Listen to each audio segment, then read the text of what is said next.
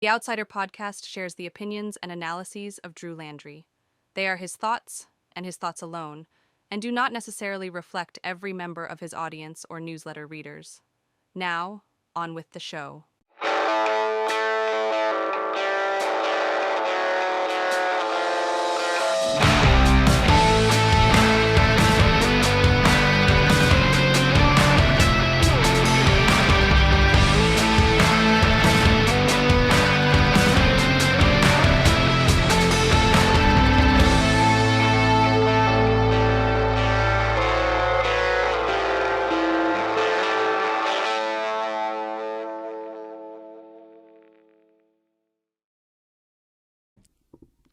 Hello and welcome to another episode of the Outsider Podcast, the best politics podcast west of I-35 and north of I-20. I know that's really specific, but still. I'm your host, as always, Drew Landry, and in today's episode, I introduce a new section of the show and then get into the main topic for this episode. And since I am a baseball fan, and this is baseball season, I'll call this new segment the Trot Around the Bases, where I'll give a quick highlight of the top 4 events from the past week, along with a quick take about them. So let's get started here. When we trot down to first base, Pam Bondi out as the Attorney General. It was announced yesterday that President Donald Trump fired his third AG of his presidency. All right, he had Jeff Sessions first, and then he had William Barr second, and then he brings in Pam Bondi. Let's remember, Pam Bondi came in because Matt Gaetz, creepy Matt Gaetz, didn't have enough support in the Senate for a confirmation, so he went with his second choice, Pam Bondi. Bondi is out, and the question is why? And, for me, it really comes down to 2 reasons. One is that she bungled answers concerning the president's connection to Epstein. And every time she was asked about this in a committee hearing, she would do this thing about just complete distraction. There was one time where she goes, the Dow was up 53,000 points or whatever. That's a history. Why are you not talking about that? It was the dumbest response I think I've ever heard. Ever. So she was never really able to insulate the president and exonerate him from Epstein, and has done now she's done a good job of hiding it, but she was never really able to keep him from any sort of connection during that entire investigation, and was never able to truly disconnect him from Epstein. I think that's reason one. Second one was the fact that she wasn't able to fully weaponize the Department of Justice for the president's retribution tour. Like, for real, he kept wanting, people the DOJ to go after a whole bunch of people.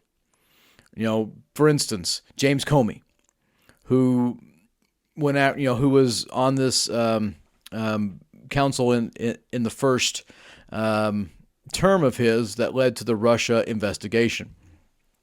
And so they wanted to go after James Comey.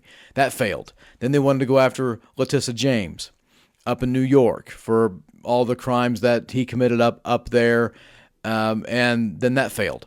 And then they've been trying to go after Democrats for whatever reason, whether it was Adam Schiff or whether it was the people on the January 6th committee. All those things failed. Every one of them. So there was just no success at going after the president's enemies, and so she's out. Let's just be honest here, though. While she failed at that, she gave him everything that he asked, which was blind loyalty.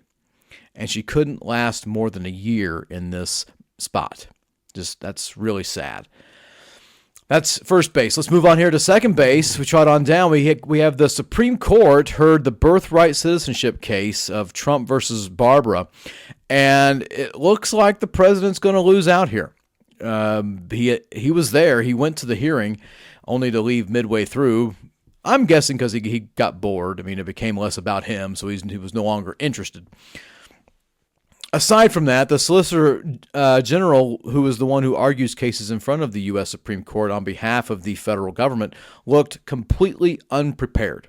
And he was owned throughout the entire conversation. The questions that he was asked by the justices, he had no answer for them whatsoever. And if he did, they were just bad. He simply didn't bring his A game when his A game was needed. He brought his F game. He brought no game. And so the Solicitor General simply got the yips. And it looks like the president's claim that birthright citizenship is nothing, which is a terrible claim, but it looks like that whole argument is merely on feelings and emotions, not on constitutional law. We trot on over to third base. Then we get into President Ramblefest. I like to often refer to President Trump as that, not out of disrespect, but more of a gotcha back to all the people who hated Biden, who hated President Joe Biden, and called him Mumblefest. Really because he was old. That's just what it came down to. And I'm of the mind that this president just rambles. Ramble on, as Led Zeppelin sang. That's what he does. And so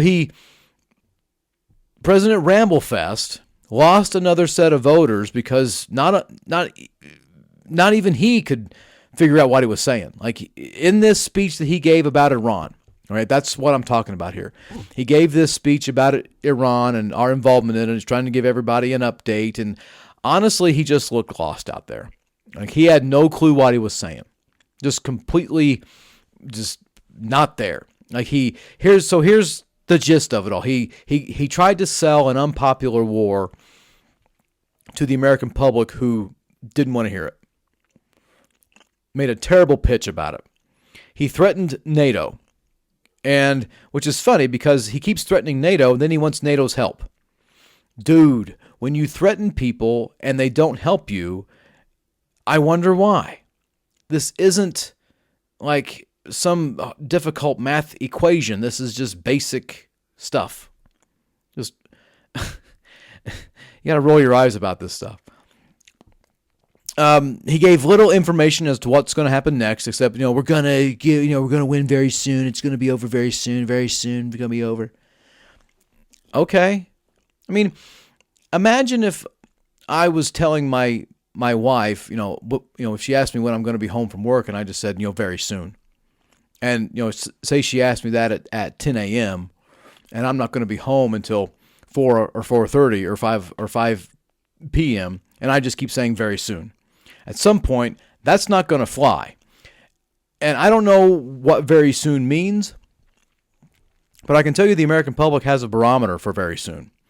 And it's not going to be a very big barometer. It's going to be very, very short. So this very soon stuff better pick up. Let's also understand that the fact that the president is still wildly unpopular. His approval ratings are just dismal.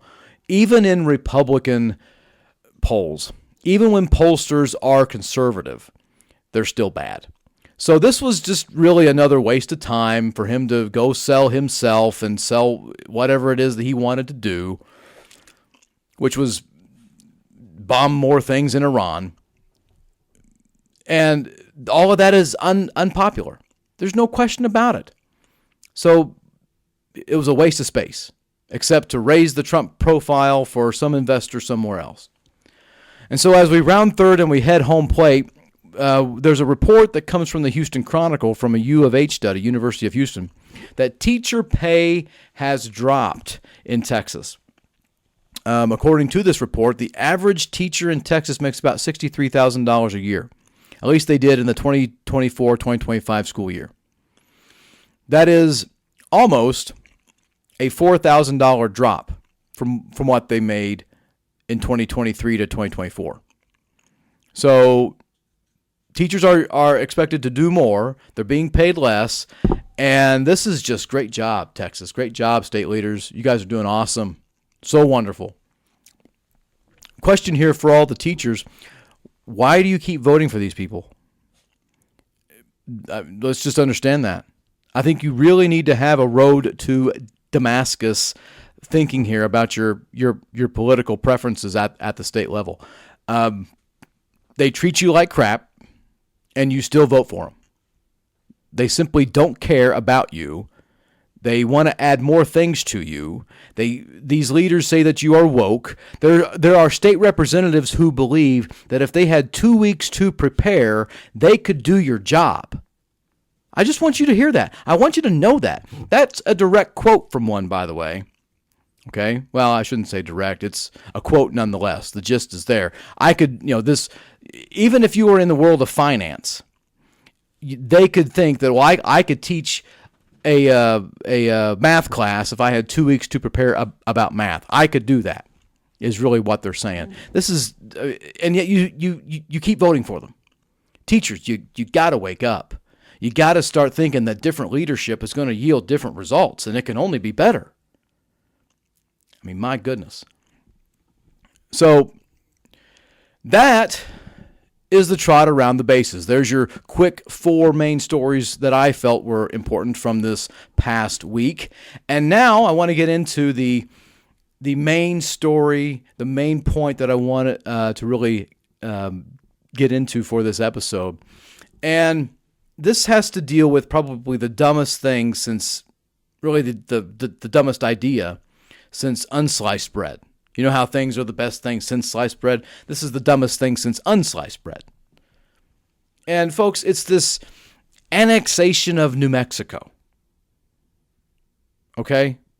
Like there's now an idea, a legit, serious idea to want to annex, for Texas to annex parts of New Mexico. Texas House Speaker Dustin Burrows from Lubbock directed a state legislative committee to explore the legal and economic implications of adding one or more New Mexico counties to Texas. Of course, this has been dubbed New Mexic. New Mexit. I mean, that's stupid. Of course, New Mexico Governor Michelle Lujan Grisham is being real here and said this is stupid. Because it is. I mean, matter of fact, her quote to the Dallas Morning News is, "It's a ridiculous proposal." Okay, and it is. And the New Mexico House Speaker Javier Martinez was even more blunt about it. He said this. He goes, "Over my dead body." So, what House Speaker Burrows has said here? He told the News this. This is what the News. Roll my eyes at that. It says, this conversation is ultimately about culture, opportunity, and the right to choose a path that reflects the shared values of the Permian and Delaware basins. He goes on to say that Southeast New Mexico deserves a real voice in its own future, not one dictated by Santa Fe. Oh my gosh, it's as if he's living in Texas. And if it's as if he is living in a city like Houston, and all the other places, and all the bills that are being brought out are meant to govern Harris County, and all the other places, all the other counties have to feel the same brunt. What a concept. This is exactly what he's doing. I mean, he's saying how dumb this idea is, yet he's part of a group that does this idea. We got to go after Dallas. We got to go after Houston. We got to go after Austin and San Antonio. And in doing so, we have to punish all the other places. But here he says, Southeast New Mexico deserves a real voice in its own future, not one dictated by Santa Fe.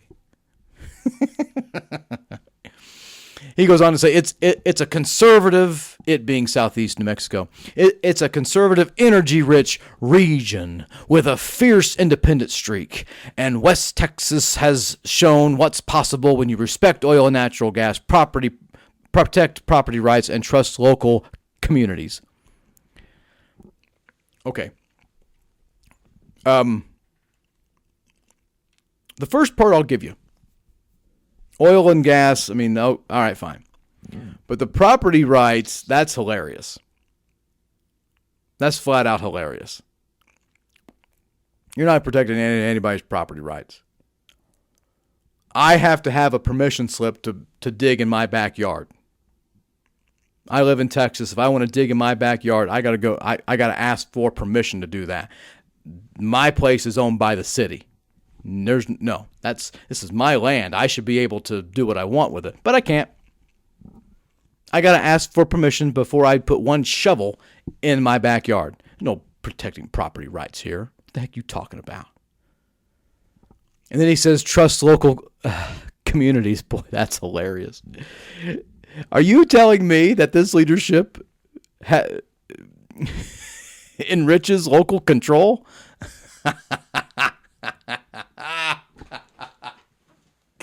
Oh my gosh. This is coming from the guy who brought out the quote unquote Death Star bill, which that's so dumb. That's such a stupid label. But this is the one who says, we don't really, he buys into the governor's idea that we don't need cities and counties to govern themselves. We just need the state to do whatever that it wants to do. And the cities and counties just need to abide by it. And he says this is a good idea. And he goes on to say, West Texans know what it's like to trust local communities. Dude, you're the author of the bill.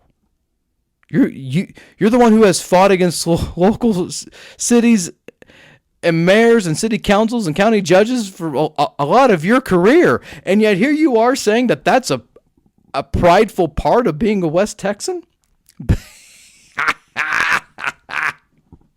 Oh my gosh, the hypocrisy is real. I would really hope that somebody in the media would have called him out on this and say, well, weren't you the one who authored that whole quote-unquote Death Star bill, and yet you're saying you trust local communities? Aren't you the one who capped property tax rates? This is just... Aren't you the one who has said that teachers can only prescribe certain books to read? This is dumb. So, of course, this has been brewing for a while. I mean, Speaker Burrows signaled support for this back in February, just a few months ago, writing on X that Texas would gladly welcome Lee County back to Texas, where it rightfully belongs. Okay. Of course, this thing gets brought up ever so often because there's people in the New Mexico legislature. It's called the Roundhouse over there in Santa Fe. Randall Pettigrew and Jimmy Mason, Republican representatives, introduced a measure that would allow voters to decide to secede from the state. This is so stupid. You do know that there was somebody like years ago who actually brought this up to the legislature for Texas to do this. There was a point where there was West Texas, and they go, well, you're not listening to us, so we're just going to have our own little... We want to break away from us and just be called known as West Texas or whatever. That didn't go anywhere. This bill that Pettigrew and Mason from New Mexico introduced didn't go anywhere. Of course, there's this long history between Texas and New Mexico. When Texas seceded from Mexico in the 1830s and was its own country, it claimed a large swath of land that what now became New Mexico. It gave up its claims to the disputed land in 1850. So it ceded all of that. Like I just said, we give it up. So there is no legal claim to bring it back. But in this order, Speaker Burrows asked the legislative committee to complete a detailed analysis of the state and federal statutes needed to initiate the annexation process. This is so stupid.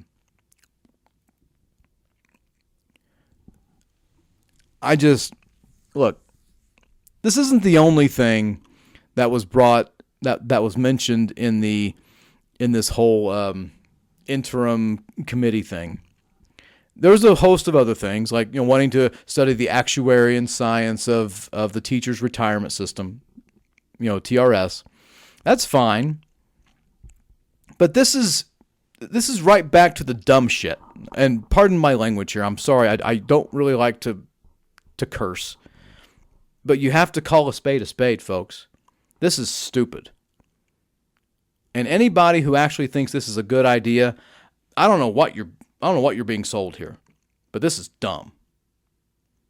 I mean, he put this on an interim committee study so that, we can have an idea about what to do. So they can pass a concurring resolution to call on Congress to allow a portion of eastern New Mexico to come into Texas. I don't know, man. I mean, this is the kind of crap that little Briscoe Cain would do. In case you don't know who Briscoe Cain is, he's a state rep out of Deer Park, which is around the Houston area. Briscoe Cain, he's running for Congress right now. He's probably not going to win. But he's not going to be in the state ledge next year, which is great. And he would always bring up these ways to kind of make Austin a proper, like actual state property. Like D.C. is federal property. Make Austin like that. So therefore, the legislature, anytime it makes a law, it can just also include Austin and all that, and it could directly regulate Austin. It's laughable. I would expect him, whose only impressive thing that he has done in his time as being in the legislature is grow a mustache. I mean, we all know he can't ride the adult rides at Six Flags because he's about 5'2". All right. And the only impressive thing, as I said, that's the only way that you can tell that he's an actual adult. But he has done dumb stuff all the time. And a good campaigner because he keeps winning elections. But this is the kind of stuff I would expect from him. I would not expect this from House Speaker Dustin Burrows. Speaker Burrows, has the reputation for being serious. Like, there's this pro wrestler by the name of Lance Storm. Great wrestler. Great, technically sound. Just as exciting as a box of rocks. It's almost like he and Colin Allred have the same personality. I mean, just not there. That's Dustin Burrows. That's Speaker Burrows. I mean, serious guy, probably an effective lawyer. I don't know. I mean, he's a millionaire. Lives in a big house. But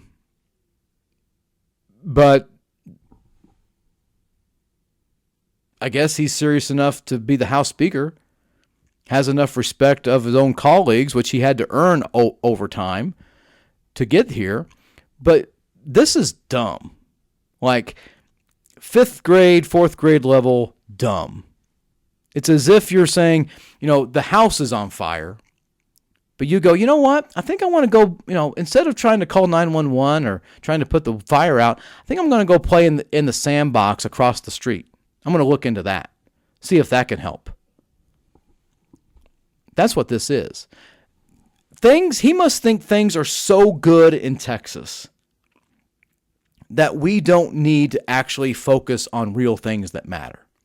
Like our healthcare issue. I mean, we're still one of the worst insured states of health insurance. Like it's still one of the highest uninsured states in the country. Let's not talk about that. Let's not study how bad this voucher system is, even though we know that what I mentioned last time about how there aren't going to be many choices and most of these applicants for the voucher program are from wealthy homes and they have already been in private schools and they're white. Let's not study how that hasn't really been a choice as it has been a discount program, how it's become a coupon for wealthy parents, which we were saying that the entire time. They and a bunch of other weirdo voucher advocates kept thinking, oh, this is choice. It's choice. And he was part of it. He's been a flip-flopper on this from the very beginning, by the way. I mean, there's a there's a clip out there. You can find it on YouTube. You better go download it before it's out there and found, where he actually said whenever he first ran in 2014 that he was in favor of school vouchers. And yet you look at his record when it came to that in 15 and 17, he voted against it. Well, I'm sorry, in 17 and in 19, he voted against it. And then he comes back, and now he wants to have the conversation in 21 and 23, and then finally gets it done in 25.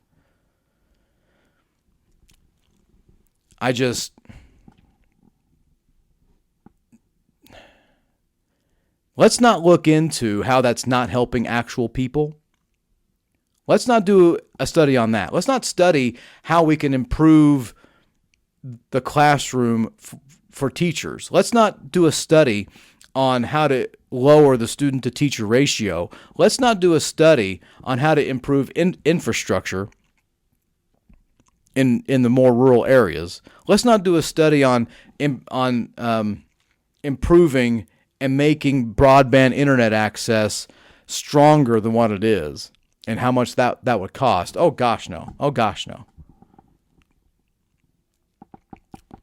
Or let's not do a study on how much money the corporations would actually give if they were paying property taxes. Let's not do a study on that. No, let's don't. Let's do a study on how we can bring in southeastern New Mexico. Yeah, let's do that. That sounds much more fun. This is so stupid. There are times when I'm like, that's a really good idea. We ought to consider doing that. Or I applaud that idea. And look, I give props when I can. But there's no props to be given here. This is dumb. 100% dumb. And I've read all the arguments. I've heard it all. I don't need to hear anymore. They need to be told how stupid it is. And they need to be told by their own party. And they say, well, we need to take care of, we really do a good job of taking care of a rural Texas. Says who? You're going to get rid of all their schools. I mean, the lieutenant governor wants to expand this voucher program, wants to put more money in it, which means less money for public education, which means rural schools are going to get screwed. Rural health care is already screwed up. Don't care about that. You've done nothing on that. The big, beautiful bill, the big, ugly, jerk-faced bill, makes the funding for rural health care a $50 billion grant program. That's stupid. Yet the state is concerned about getting back at New Mexico. Talk about mismanagement of priorities. This is why people get so frustrated with leaders, because you totally miss the mark. I would like for them to actually say how that is going to improve the life of a student in a rural school. How is us declaring war and taking over parts of New Mexico going to improve the life of a student in East Texas or a student out here in West Texas? How's it going to improve the health care? There's no answer for it because they don't have an answer for it. And even if they tried, this is just stupid. I think I've made that point, right? One other thing I'll add in here today before we get out of here is there's some conversation. This always gets thrown around that perhaps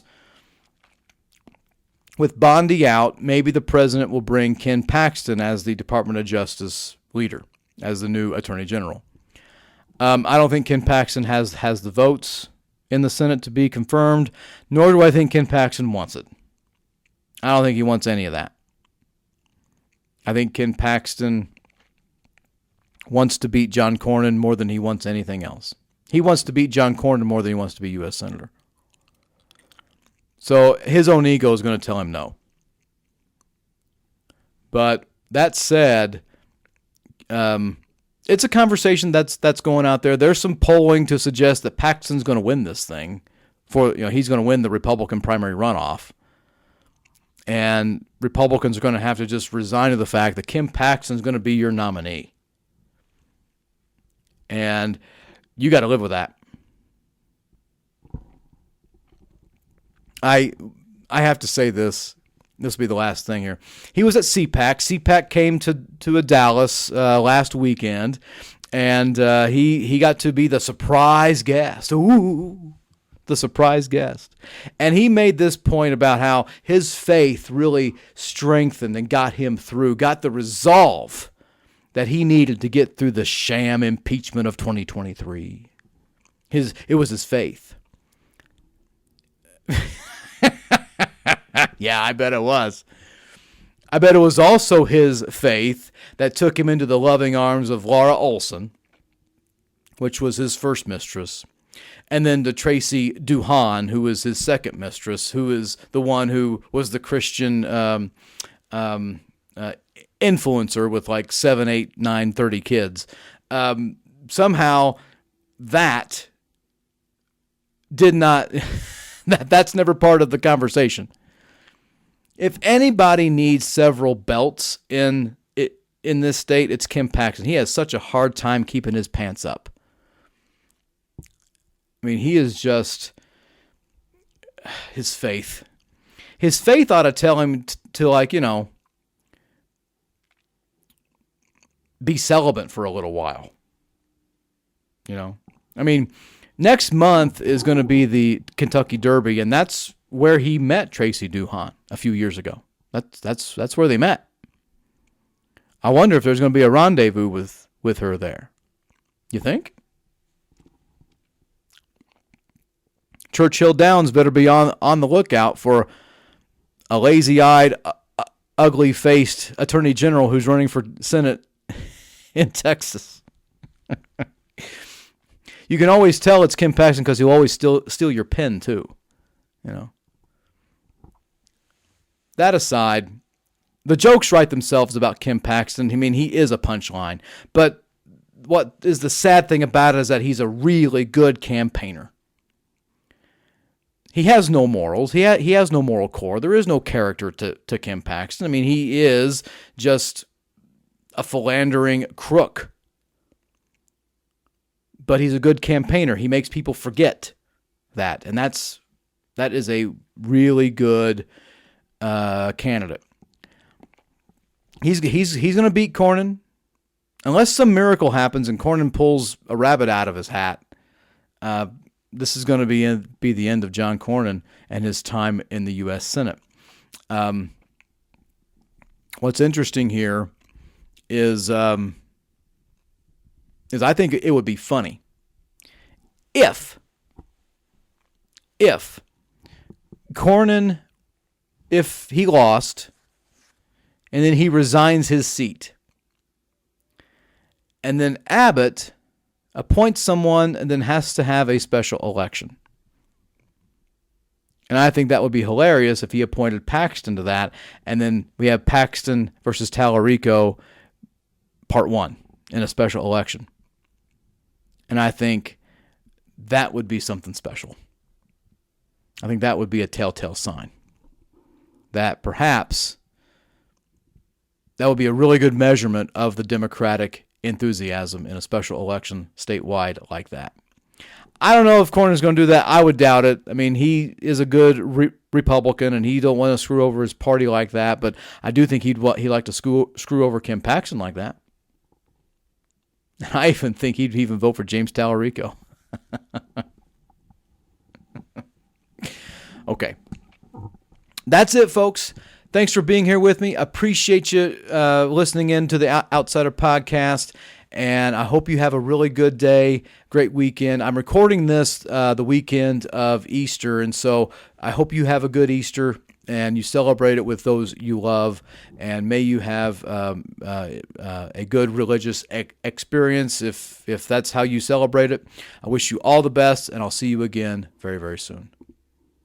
The preceding analyses and opinions were that of Drew Landry and his alone. They did not necessarily reflect all of his podcast listeners or newsletter readers. Thank you for listening to the Outsider podcast. Be sure to follow The Outsider on X and on Facebook. Also, don't forget to sign up to be a free subscriber to his newsletter on Substack. Just look for The Outsider. We will see you again next time.